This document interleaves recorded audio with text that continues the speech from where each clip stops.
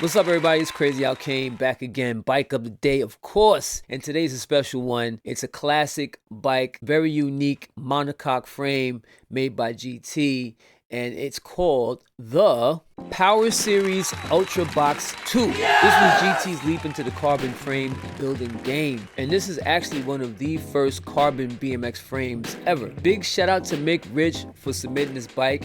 And guess what, y'all? He still rides it. It's not a carpet queen. He still rides his bike, still takes it to the track, still races it. And that's awesome. Mick said he's always on the lookout for interesting race bikes. And when he spotted this iconic frame on a Japanese auction site, he jumped on it. That was back in September 2020. And since then, he's slowly been replacing and swapping out parts so that it's now more to his liking. The first all-carbon BMX race frame, the UB2, was designed with the 2008 Beijing Olympics in mind. That was the year BMX racing made its debut. And this frame that Mick submitted is a 2010 model, and it's the third and final year of the UB2 production. Mick went on to say that this bike has been raced, and it shows. It's no carpet queen, with plenty of battle scars to the frame and parts. He continues to race his bike here in Japan, and he gets comments wherever he goes.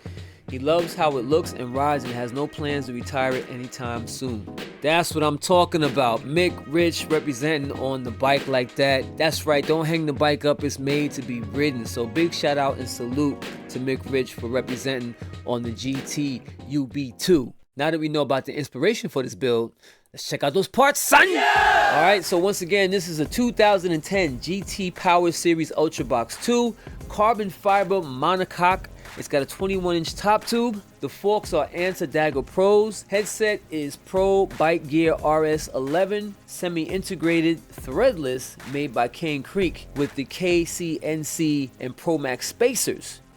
It's a lot of detail right there. I like that. He has an 11 50mm stem. He's got the Renthal 20XL handlebars. They're 29 inches wide with an 8.25 rise. ODI Troy Lee design grips. Pro Max Click short reach brake lever. Tioga D Spider seat. GT alloy seat post made by Pro Max. 175mm Pro Max HF2 cranks. Krupe Precision Euro bottom bracket. A 44 tooth Renthal SR4 ultralight chainring, magnesium DMR V12 pedals, a KMC Z610HX chain. The wheel set includes Sun Envy rims with Profile Elite hubs, and he's got a 16-tooth cog on there. Maxxis DTH tires. He's got 20 by 1.95 on the front and 20 by 1.75 on the rear. He's currently rocking the Box 2 number plate. He's currently running a UGP handlebar pad. If you take the number plate and the bar pad off, the bike comes in at approximately 19 pounds. That's crazy. Yeah! Now that we know about all the parts that are featured on this bike, let's check out those ratings, son. Alright, so the ratings on this bike are controversial because you have people in here straight hating on the frame, but I have to keep them in there. I got to keep those ratings in there. So the color gets a 6.1 overall. Originality gets a 6.15 overall. Parts 6.19 overall. Overall style 5.88 overall, which is insane to me. I think this bike should go higher than that. Giving him an overall rating of a 6.08. 15 people came and gave this bike a rating, and we definitely need more people to come and rate this bike because I don't believe that this bike should be rated so low.